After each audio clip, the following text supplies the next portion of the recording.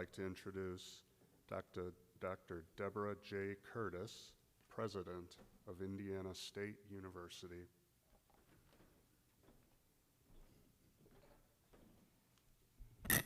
Welcome. As you, of course, are aware, 5 Indiana State University students were involved in an automobile accident in the early hours of Sunday morning near Riley, Indiana. The passengers in a car behind the accident acted quickly, and the first responders arriving at the location performed heroic efforts to extricate everyone they could from the flame-engulfed vehicle. Regrettably, 3 of those students passed away at the scene. They are Christian Eubanks, a freshman from Waukegan, Illinois; Jaden Musili, a sophomore from Fort Wayne, Indiana; and Caleb Van Hooser, a freshman from Liberty Township, Ohio. Jaden Musili, 19, a sophomore from Fort Wayne, was part of the Pathway to Blue program and became an ISU student this year.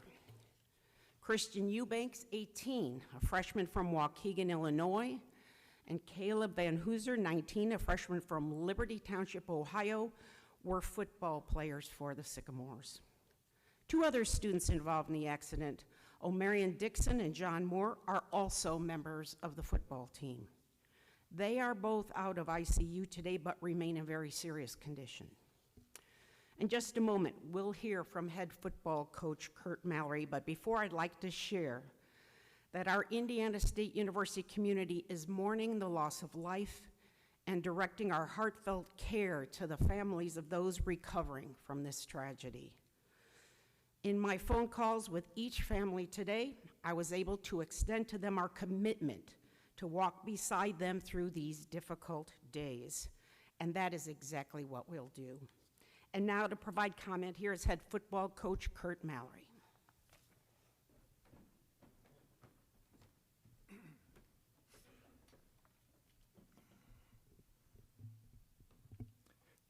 Good afternoon.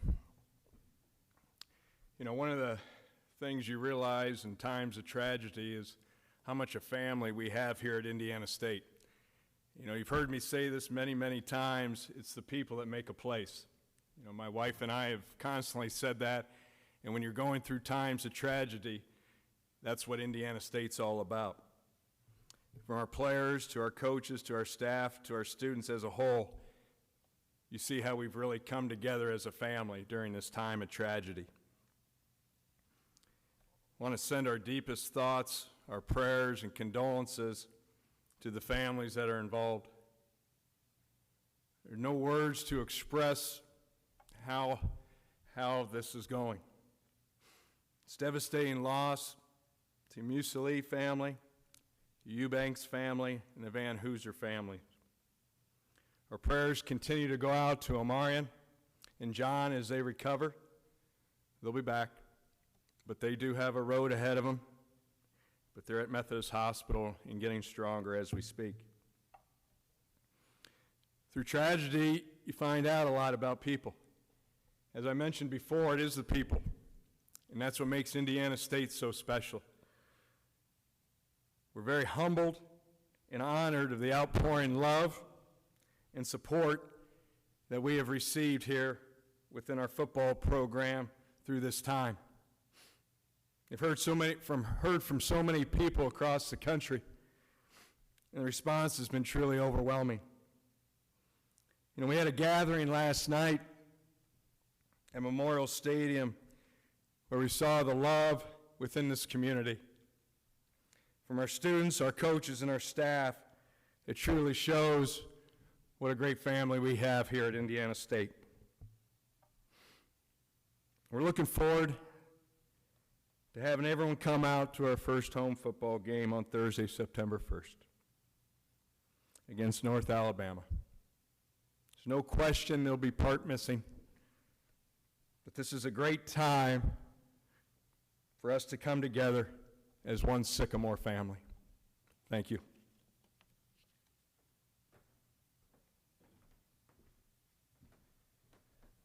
At this time, we're going to go ahead and open up for questions for head coach Kurt Mallory. I do want to go ahead and provide the disclaimer that although everyone may have questions, we may not get to everyone at this time, but we will go ahead and open it up for questions.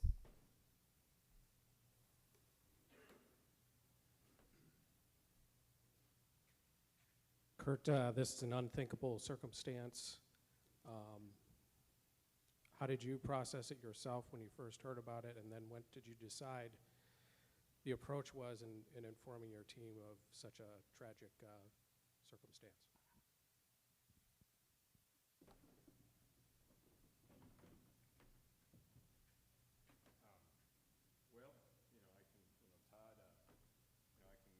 My wife and I are parents first, and, this is not a joke in any meaning, but I would much rather see a burglar than see Sherrard Clinkscales at my doorstep at 4 a.m. And when I saw Sherrard, I knew right away it was either my son for my immediate family or someone from our Sycamore family. So the unthinkable, can imagine the fear that my wife and I were going through. And, after going through, settling down, Sherrard was, and his wife were with us, and we've gotten through this together, and it's been a difficult time, and, and that's what's gotten us through it, are the people here at Indiana State, the coaches, and the players.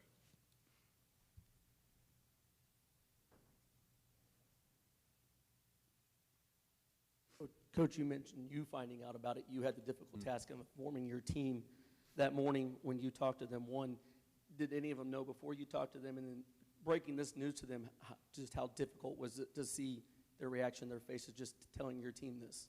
Well, we immediately called a team meeting at 8 a.m.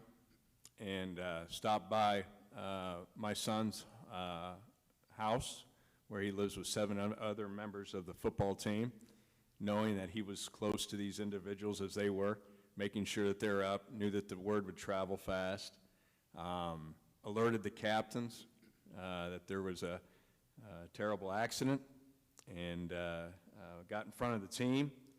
And obviously you can, the feelings were unimaginable when the news was broken to them. Another question for you. I've been able to cover a lot of Division I coaches.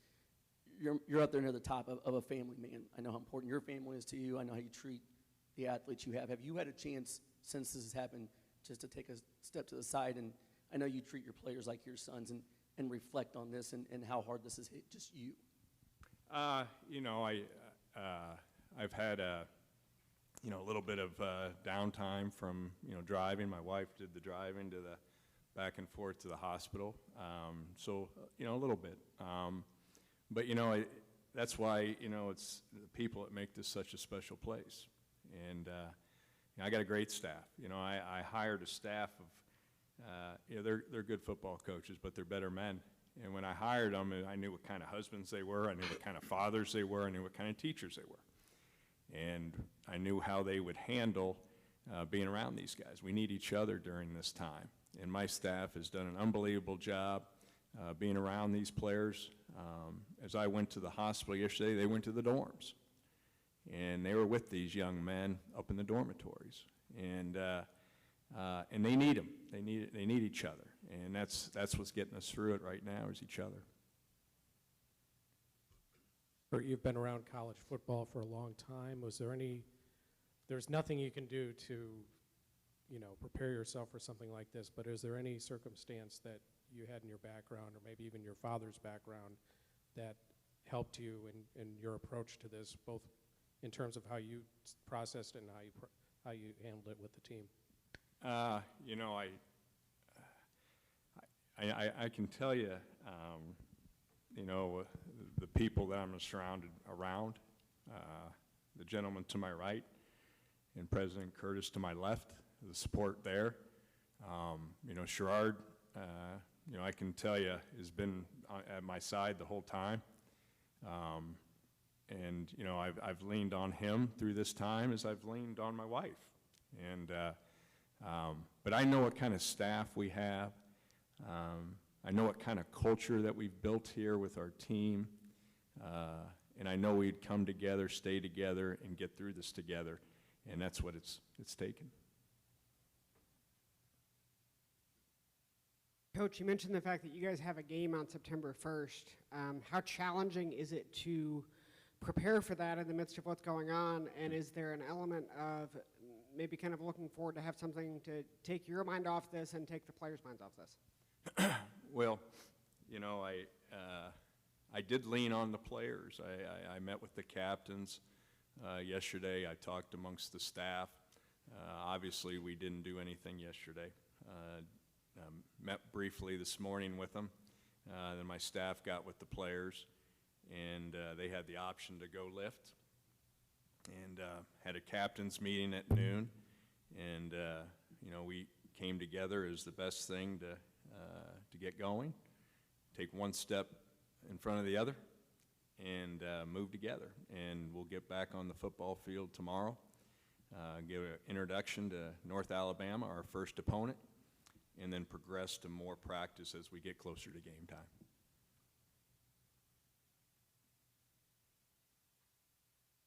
Coach, we're not overshadowing Jaden at all, but can you tell us what kind of people Caleb and Christian were, you know, outside the football field as we start to learn more about these guys? Yeah, obviously both young men are fine young men. Just feel so, our thoughts and prayers go out to their families. I've had conversations with their families, as our staff has, as President Curtis has, and as people at the university have. And, these two young men were two young men that we felt were going to came here for all the right expectations, and that they were going to represent not only their family, but their family here at Indiana State in a first-class manner, that they were going to earn their degree of a 3-point or higher, and they were going to help us win the first ever Missouri Valley Championship. And those are the expectations that we have with every young man that comes to Indiana State. Well, that's it for questions for head coach Kurt Mallory. He will be available later on this week as we continue through our practice segment. But right now, I'll go ahead and turn it over to our Director of Athletics, Sherrod Clinkscales. Kurt alluded to family. That morning after I met with Coach, we had a women's soccer game that was supposed to be at 1 o'clock, and I went and spoke to the ladies and asked them, what they wanted to do. Do they want to play, or do they want to, not play? Either way, I'd support them. At first, they said they wanted to play, and I got in my car and headed back. And about 10 minutes later, I hear from Coach Hanley, he said, "Sherrod, we're not going to play." Those young ladies knew that they had lost a part of their family, and that transcended any kind of game. And it says a lot about our university. Every single one of our student athletes, coaches were out there praying, crying together yesterday. And to be a part of that is something special. This community, this Vigo County community, this university has been unbelievable in wrapping their arms around us. I was at Meyer, and a man asked me if he could just pray with me. And I said, yes, I would. And I was so touched. And that has been emblematic of the people here in this community, and I'm just so grateful for that. I know coaches and all of our student athletes. And, we're going to become stronger from this. Those 5 young souls, we're always going to be thinking about them, and we'll always love them. They'll always be sycamores.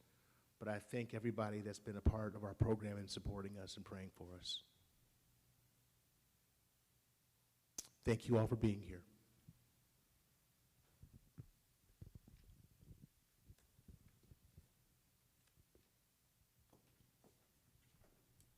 That concludes the press conference. Thank you for being here.